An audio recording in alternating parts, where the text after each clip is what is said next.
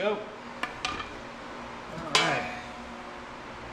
So this shows me that I need an externally balanced flywheel and then one that fits the one piece rear main seal, which is what we have.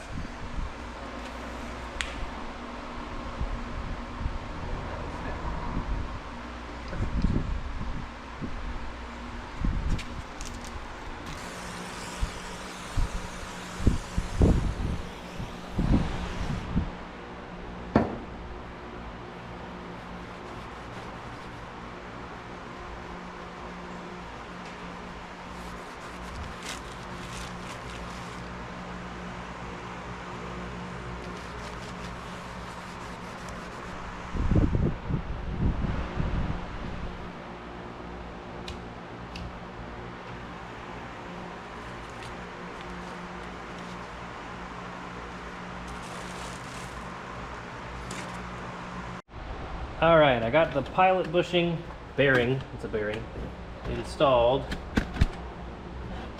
You want to get it flush with the crank.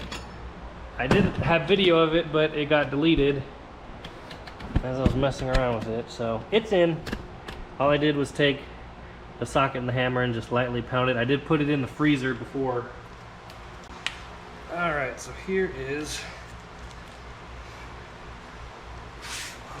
flywheel.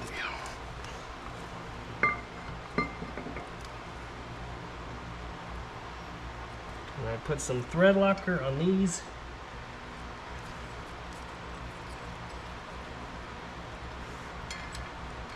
So that way they don't back out and then decide they want to meet the clutch.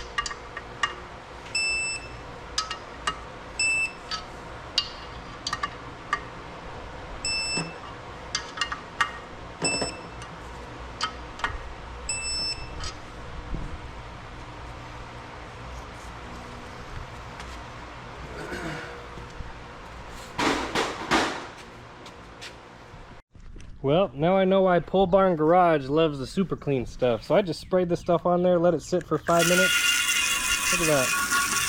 I know it's just dirt, but it just saves so much scrubbing, so much time. Gets all over you there. Look at that.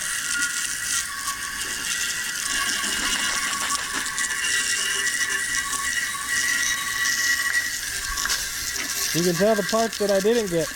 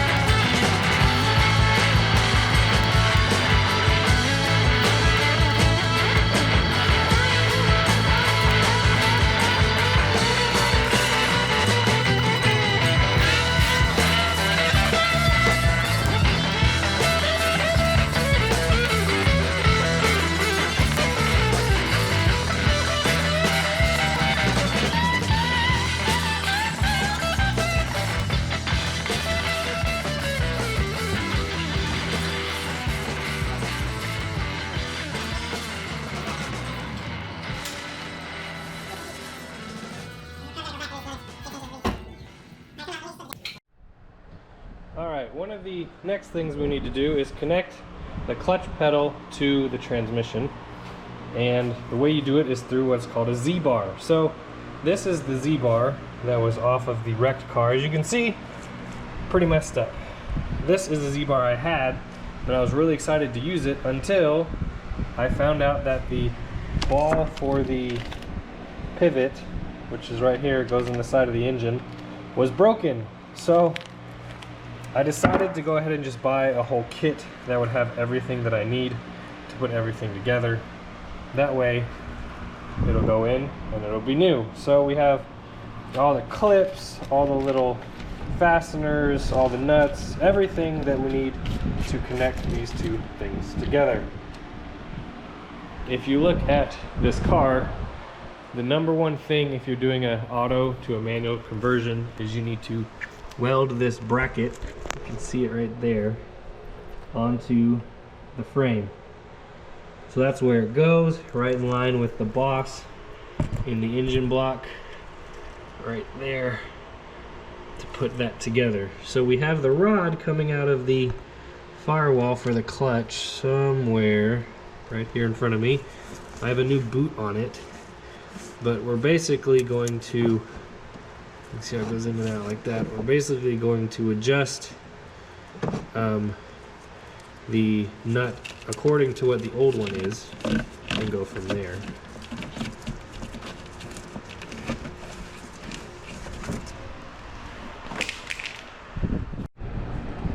Alright, we have the end of this one rebuilt. Basically, the stud sits in the hole with a bunch of these plastic bushings. There's one that sits like this, then there's a stud, then another one that sits like this, and then it has a retainer clip in the end. So that was mainly what I was missing, other than a couple of these hardware pieces. But you have a seal, and then the nut, and then the little washer, and then that is the end that goes on the frame, and then the ball for the engine side just goes in there, fill it full of grease, and you're done. Here's a good explanation of how it all goes together in the assembly instruction manual, and that is what we're going to do.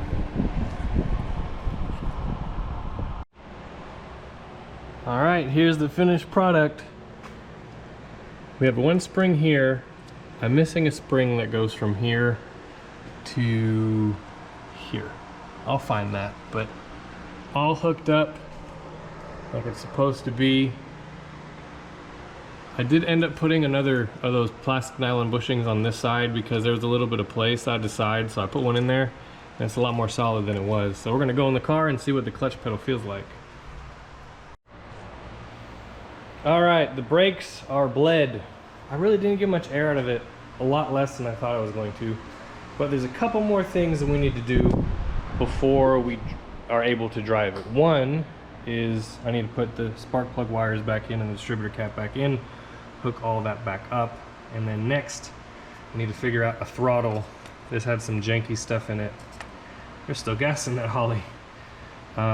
One thing I did complete before, I didn't have any footage of it, is I finished up the cooling system. So we have a new radiator cap, we have a new good used fan clutch and fan. The other one was the salami slicer one, I didn't like that. Put the shroud in, got an extension, the correct extension for it, and then a new water pump, and then also new upper and lower hoses, and last but not least a new thermostat. So cooling we shouldn't have an issue with. I'm not worried about that. Mostly I'm worried about the transmission, just because I don't know, it's used, who knows. But let's figure out the stuff on the engine side, and then we will see if we can't drive this around today. Alright guys, it's the moment of truth. It's hot and humid out here and I'm ready to be done. But before I'm done, I want to see if this car will move under its own power. I've been working on it all day. Things kicking my butt, but let's see what happens. Alright, battery's in. Everything I think is hooked up.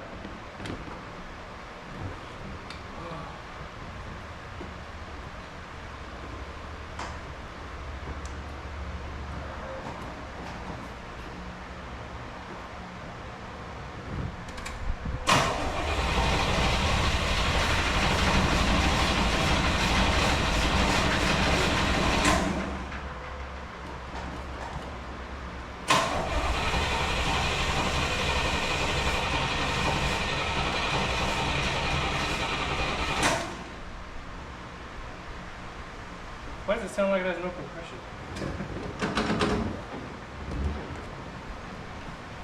Or spark?